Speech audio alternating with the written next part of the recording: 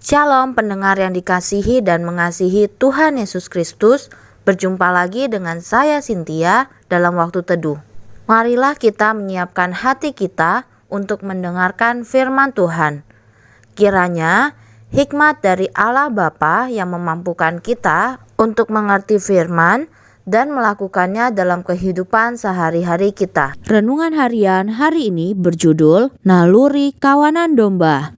Bacaan Alkitab hari ini diambil dari Yohanes 10 ayat 14 sampai 30. Demikian firman Tuhan. Akulah gembala yang baik, dan aku mengenal domba-dombaku, dan domba-dombaku mengenal aku. Sama seperti Bapa mengenal aku, dan aku mengenal Bapa, dan aku memberikan nyawaku bagi domba-dombaku.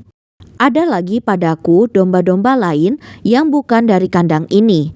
Domba-domba itu harus kutuntun juga, dan mereka akan mendengarkan suaraku, dan mereka akan menjadi satu kawanan dengan satu gembala. Bapa mengasihi aku, oleh karena aku memberikan nyawaku untuk menerimanya kembali. Tidak seorang pun mengambilnya daripadaku, melainkan aku memberikannya menurut kehendakku sendiri. Aku berkuasa memberikannya dan berkuasa mengambilnya kembali. Inilah tugas yang kuterima dari Bapakku. Maka timbullah pula pertentangan di antara orang-orang Yahudi karena perkataan itu. Banyak di antara mereka berkata, "Ia kerasukan setan dan gila. Mengapa kamu mendengarkan dia?" Yang lain berkata, "Itu bukan perkataan orang yang kerasukan setan. Dapatkah setan memelekkan mata orang-orang buta?" Tidak lama kemudian, tibalah hari raya pentahbisan Bait Allah di Yerusalem. Ketika itu musim dingin. Dan Yesus berjalan-jalan di Bait Allah di Serambi Salomo. Maka orang-orang Yahudi mengelilingi dia dan berkata kepadanya, "Berapa lama lagi engkau membiarkan kami hidup dalam kebimbangan? Jikalau engkau Mesias, katakanlah terus terang kepada kami." Yesus menjawab mereka, "Aku telah mengatakannya kepadamu, tetapi kamu tidak percaya. Pekerjaan-pekerjaan yang kulakukan dalam nama Bapakku, itulah yang memberikan kesaksian tentang aku, tetapi kamu tidak percaya, karena kamu tidak termasuk domba-dombaku. Domba-dombaku mendengarkan suaraku, dan aku mengenal mereka, dan mereka mengikut aku. Dan aku memberikan hidup yang kekal kepada mereka, dan mereka pasti tidak akan binasa sampai selama-lamanya, dan seorang pun tidak akan merebut mereka dari tanganku.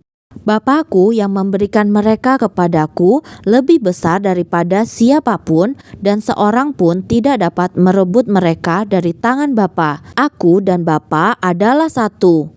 Nats pembimbing hari ini diambil dari Yohanes 10 ayat 27. Demikian firman Tuhan.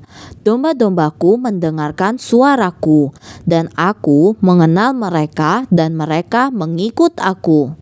Di dekat desa Gefas di bagian timur Turki, saat para gembala sedang sarapan, salah satu domba mereka terjun dari tebing setinggi 14 meter dan mati. Lalu saat para gembala itu masih terpana, domba-domba lainnya ikut terjun. Seluruhnya ada 1.500 domba yang tanpa berpikir panjang menjatuhkan diri ke jurang. Untunglah 1.000 domba yang terjun belakangan selamat karena tertopang oleh tumpukan bulu domba dari domba-domba yang meloncat lebih dulu. Menurut The Washington Post, 450 domba mati. Alkitab acap kali mengumpamakan manusia sebagai domba.